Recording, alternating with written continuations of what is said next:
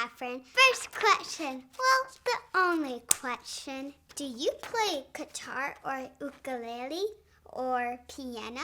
Because this video is for you. This is some kids' books and grown-up books. Do you like Mario or Disney? This is recommend. Now next is also kids' book. It has part 1, part 2, part 3, and part 4. If you like to play piano, kids, you better get this. Grown-ups, this is a guitar book. Do you like playing ukulele? You can practice this at home or anywhere.